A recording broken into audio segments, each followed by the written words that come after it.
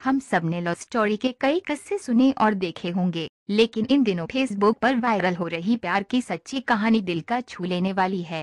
इस love story के viral होने की वजह यह है कि इसमें प्रेमिका पूर्व सेक्स वर्कर हैं और प्रेमी एक अपाहिज भिखारी।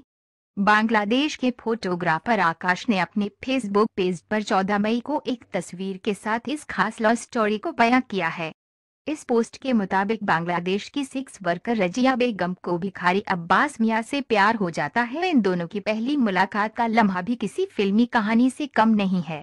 एक दिन काफी बारिश हो रही थी। रजिया पेड़ के नीचे खड़ी थी, किसी वजह से रजिया उस वक्त रो रही थी। तभी उसकी नजर व्हील चेयर पर बैठे एक भिखारी पर पड़ी।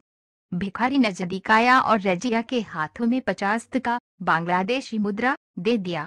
रजिया के दिमाग में उस वक्त आया कि मेरे जीवन में ये पहला इंसान है जिसने बिना मेरा इस्तेमाल किए मुझे पैसे दिए हैं। इसी बात पर रजिया उस भिखारी को दुनिया का सबसे अच्छा इंसान समझने लगी। इस मुलाकात के बाद दोनों अलग हो गए। रजिया ने भिखारी अब्बास को कई दिनों तक ढूंढा, लेकिन वह उसे नहीं मिला। कई महीनों बाद रजिया को अब्बास एक पेड़ के नीचे फिर बैठा मिला।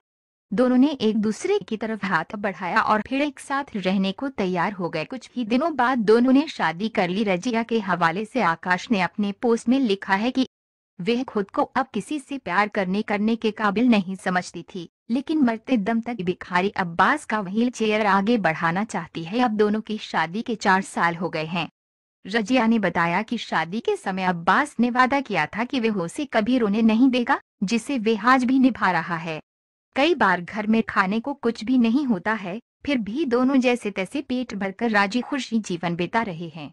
रजिया ने बताया कि उसे याद नहीं है कि उसके माँ पिता कौन हैं, वह किस उम्र में सेक्स वर्कर बनी। वह काफी समय से इस धंधे से निकलना चाहती थी, लेकिन बेटे के पालन पोषण के चलते ऐसा नहीं कर पा रही थी। हालांकि उसने अपनी बेटे को कभी भी नहीं बताया कि वह सेक्स वर्कर हैं। जीवन में अब्बास के आने के बाद सब कुछ सामान्य हो गया है।